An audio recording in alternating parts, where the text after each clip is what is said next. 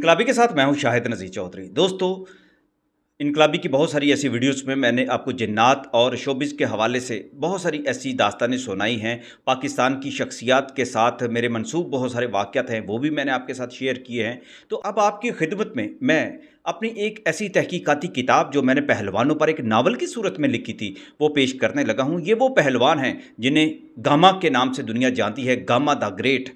झारा पहलवान, गामा पहलवान और ऐसे बहुत सारे ख़ानदान जो हैं, नासिर भोलू पहलवान, कितने नाम मैं लूँ जो पाकिस्तान में की शाहज़ोरी के हवाले से पूरी दुनिया में एक मिसाल थे। और इंडिया में आज भी गामा पहलवान को पूजा जाता है। बहुत सारे मंदिरों में उनकी तस्वीरें तक रखी हैं, उनके नाम के अखाड़े तक बने हुए हैं और बहुत सारी फिल्में जो है इंडिया में भी बन चुकी हैं।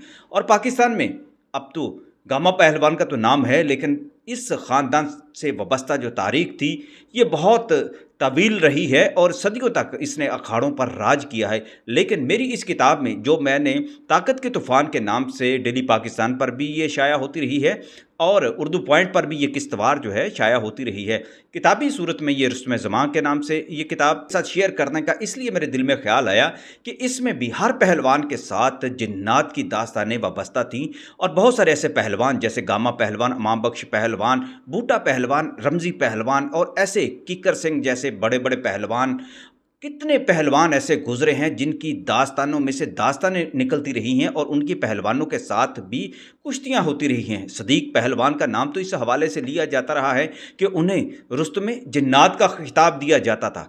पहली बात तो यह है, ये सिर्फ सुनी सुनाई बातें नहीं हैं। मैं इनके ख़ानदानों में से बहुत सारे ऐसे लोगों से मिला हूँ कि जो आज भी पाकिस्तान में मौजूद हैं और पाकिस्तान के अलावा इंडिया से भी। जब मैंने इस पर काम करना शुरू किया तो बहुत सारे ऐसे जो लोग थे मेरे राब्ते में आए और इन ख़ास तौर पर पहलवानों के ख़ानदान से वाबस्ता जो मुहक्क़क़ थे, इंडिया के बलबीर सिंह, जिन्होंने देसी कुश्ती पर बहुत ज़्यादा तहकीकाती काम किया और आज भी तकरीबन 90 साल की उम्र में वो यूके में मुकीम हैं, मेरे राब्ते में हैं। और उनके साथ भी बहुत सारी ऐसी मालूमात मेरी शेयर हुआ करती थी, जिसके बाद मैंने पहलवानों पर जो है अपनी तहकीक मुकम्मल की और एक नावल की सूरत में इसको शाया भी किया। इसलिए भी ये ज़रूरी है कि पहलवानों की दास्तानें आपके साथ शेयर की जाएं ताकि आपको अंदाज़ा हो कि हमारी तारीख़ में जो देसी कुश्ती के जो पहलवान थे वो कितने कद्दावर थे और इखलाकी तौर पर वो कितने मजबूत हुआ करते थे, उनकी ज़िंदगियों के असरार व रमूज़ क्या हुआ करते थे और उन्हें दरवेश और सूफ़ी क्यों कहा जाता था। लेकिन आज के दौर में जब आप पहलवानी का मुआजना करेंगे तो खुद आपको अंदाज़ा हो जाएगा। दोस्तों, इस किताब को लिखने के लिए और इस मिजाज को समझने के लिए मैंने पहलवानी भी सीखी। और नासिर भोलू पहलवान, जो कि भोलू पहलवान के बेटे और गामा पहलवान के नवासे लगते हैं, इमाम बख्श पहलवान के पोते लगते हैं, उनके साथ चूँकि मेरी दोस्ती है, ताल्लुक़ है, बड़ा प्यार और मोहब्बत का एक रिश्ता है, उनके साथ भी मैंने बैठ कर बहुत सारी ऐसी बातें जो मालूम की वो इस किताब में मैंने सारी रकम की हुई हैं। और ख़ास तौर पर फिर मैंने दाव पेच जो थे पहलवानी के वो भी सीखे उस ज़माने में, और एक तरह से पहलवानी जो है वो भी मैंने एक तरह से सीख ली। इसलिए कि पहलवानों पर किताब लिखने का मुझे शौक़ इसलिए भी था कि आप हैरान न हो कि मैं हर जगह कैसे मौजूद हुआ करता था। तो किस्मत का ये एक खेल है कि गूंगा पहलवान जो रुस्तमे ज़मान भी कहलाए, रुस्तमे हिंद भी कहलाए और उनके हवाले से बहुत सारे दावे भी किए जाते, उनका जो पोता था, यानी उनके गूंगा पहलवान के बेटे सदीक पोता था, वो मेरा मैट्रिक तक क्लास फेलो भी रहा। उनका जो गांव है मेरे कस्बा यानी सियालकोट के बिल्कुल करीब रहा है। तो इसलिए इस निस्बत से भी पहलवानों को करीब से समझने का भी इत्तेफाक मुझे हुआ। तो चलें, मेरी किताब है उसका पहली जो किस्त है वो आपकी खिदमत में पेश करते हैं। बाकी बातें जो हैं वो साथ साथ होती रहेंगी। पहली किस्त पेश करने से पहले मैं एक बार फिर बलबीर सिंह और ख़ास तौर पर अनवर पहलवान जो जलालपुर जट्टा यानी गुजरात के पास रहने वाले थे, उन्होंने इस पर बहुत ज़्यादा पहलवानी पर काम किया हुआ था। इन दोनों ने मेरी बहुत ज़्यादा तहकीकाती मदद की, जिसकी वजह से मैं ये पूरी एक तहकीकाती किताब है जिसमें 300 से ज़्यादा जो दाव थे, तारीख़ी जो दाव थे, और इसमें हमारी 3 सदियों तक यानी 300 साल की जो पूरी तारीख़ थी वो मैंने एक नावल के अंदर समोई, जिसमें बहुत सारे दर्जनों के हिसाब से जो पहलवान हैं उनकी दास्तानें मैं रकम करने के काबिल हो सका था, जो आज आपकी खिदमत में मैं इनकलाबी पर पेश कर रहा हूँ। ताकत के तूफ़ान की पहली किस्त आपकी खिदमत में मैं पेश करने लगा हूँ, जो भोलू पहलवान से शुरू होती है बुनियादी तौर पर, और इसके बाद फिर एक सिलसिला चल पड़ेगा कि भोलू पहलवान ने जिससे कुश्ती सीखी वो कौन थे और ان کے نانا دادا کی آگے سے جو جن پہلوانوں سے کشتیاں ہوئیں وہ پہلوان کس کیٹیگری کے ہوا کرتے تھے، ان کے حالات زندگی بھی میں آپ کو ساتھ ساتھ ایک کہانی کی صورت میں پیش کرتا جاؤں گا، اور کوشش کروں گا کہ ہر پہلوان کی نایاب تصاویر بھی آپ کے ساتھ شیئر کروں۔ پلک جھپکتے ہی حیرت کا سماں بند گیا تھا، ہزاروں کا مجمع سکوت کے گہرے سمندر میں ڈوب چکا تھا، حالانکہ چند لمحے قبل ہی یہی مجمع زندگی کی توانائیوں سے بھرپور بڑھ کے لگا رہا تھا، تالیاں بجا رہا تھا اور اپنی اپنی پسند کے پہلوانوں کی تعریف کے ڈونگرے برسا کر انہیں ہلہ شیری دے رہا تھا، مگر اب تو جیسے ہر فرد کو سانپ سونکھ گیا تھا۔ مجمع کی یہ حالت بے سبب نہ تھی، وہ منظر تھا ہی حیران کر دینے والا۔ ہجوم کی پر اشتیاق نظریں اس نوخیز لڑکے پر جمی تھی جو کرمزی جانگیاں پہنے ہوئے اکھاڑے میں کسی چھلاوے کی طرح اچھل رہا تھا۔ وہ 13-14 سالہ پہلوان اپنی عمر سے دوگنے ایک فنکار پہلوان کو چند سیکنڈ میں پچھاڑ کر اپنی فتح پر جھوم رہا تھا، ناچ رہا تھا۔ اس کی یہ حرکت کسی غرور کی مظہر نہیں تھی، بلکہ وہ اپنی طاقت کی جولانیاں دکھا رہا تھا۔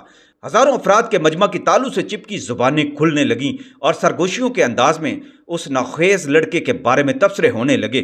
وہ سب ایک دوسرے سے اس کے بارے میں دریافت کرنے لگے۔ فی الوقت انہیں کسی جانب سے اپنے سوالوں کے جواب نہیں مل رہے تھے۔ ان کی حیرانی کا یہ عالم یوں ہی برقرار رہا اور ان کی نظریں اس چھلاوے کے کسرتی بدن کو ناپنے لگیں۔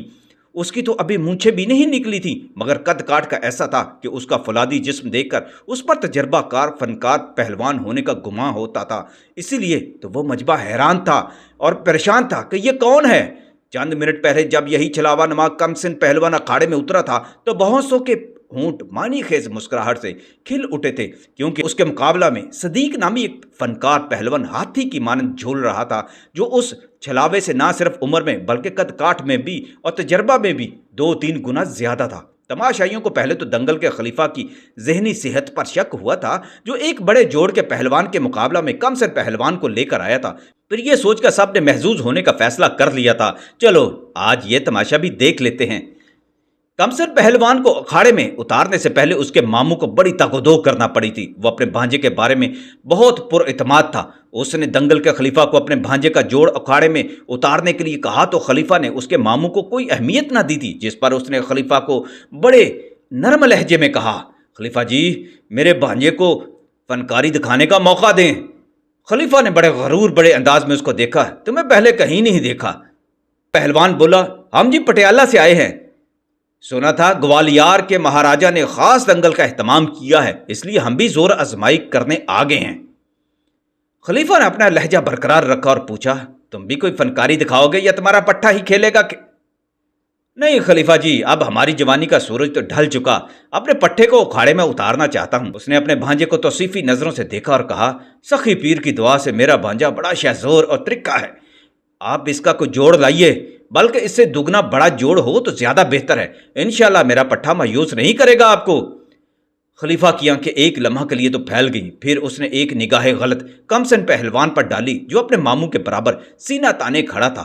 کمسن پہلوان نے خلیفہ کی آنکھوں میں آنکھیں ڈالی اور اپنا سینہ ٹھونک کر بولا، خلیفہ جی جوڑ مجھ سے بڑا ہی نکالیے گا، برابر کے جوڑ سے ہاتھ جوڑی کا مزہ نہیں آئے گا۔ اچھا او بڑے دعوے ہیں، کوئی عصب نسب ہے تیرا؟ خلیفہ نے کمسن پہلوان کو مسکرا کر کہا۔ خلیفہ جی اس کے بارے میں بس اتنا ہی کافی ہے کہ یہ شیر ابن شیر ہے، کمسن پہلوان کے ماموں نے کہا تو خلیفہ ایک لمحہ کے لیے چونک سا گیا۔ ماموں بھانجے کے پر اعتماد لہجے نے خلیفہ کو حیران کر دیا۔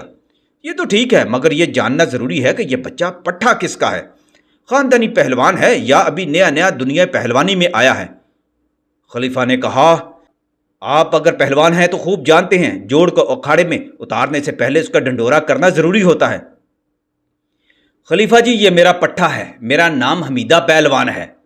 حمیدہ پہلوان لڑکے کے ماموں نے اپنا تعارف کرانے کے بعد اپنے بھانجے کی طرف اشارہ کیا، مگر ہم اسے پیار سے بھولو کہتے ہیں۔ خلیفہ حمیدہ پہلوان کا نام سن کر حیران ہو گیا، اس کے چہرے پر شرمندگی سی چھانے لگی۔ خلیفہ جی اس بولو کا جو والد ہے اس کا نام امام بخش پہلوان رستم ہند ہے، تایا اس کا رستم زماں گاما پہلوان ہے، دادا عزیز بخش پہلوان بہی والا ہے اور نانا رحمانی پہلوان امرتسری تھا۔ یہ دونوں طرف سے رستموں کا فرزند ہے، یعنی ہوا نا شیر ابن شیر۔ اب کہیے اس کی عمر کا جوڑ نکالیں گے یا کوئی چھوٹا نکالیں گے یا بڑا؟ خلیفہ اپنے رویہ پر نادم ہو گیا تھا، وہ جوہر شناس ضرور تھا مگر یہاں مات کھا گیا۔ उससे बड़ी बड़ी भूल हुई जो उसने हमीदा पहलवान के लिए पहले पहले तंज या लहजा अख्तियार किया था। उसने हमीदा पहलवान का नाम सुन रखा था और उसकी दलेरी और दरवेशी से अच्छी तरह वाकिफ था। हमीदा पहलवान से यह उसकी पहली मुलाकात थी। अगर वो उनसे पहले ही मिल चुका होता तो यूं खताकारी न करता। हमीदा पहलवान को खलीफा का लहजा बड़ा कसैला लगा था। जब ही उन्होंने जवाबन बोलू का तारफ कराने से पहले पूरी तमहीद बांधी, वरना यह हरकत उनके मिजाज के बिल्कुल खिलाफ थी। हमीदा पहलवान एक दरवेश सिफ्त पहलवान थे जो अयाम जवानी में हमेशा कलंदराना मिजाज के साथ कसरत करते थे। वो अपना तारफ कराने में ना तो पहल करते थे और ना ही शान तफाखर से उनकी गर्दन अकड़ जाती थी, बल्कि इनकसारी उनके मिजाज का खासा थी। हमीदा पहलवान की सुन लीजिए।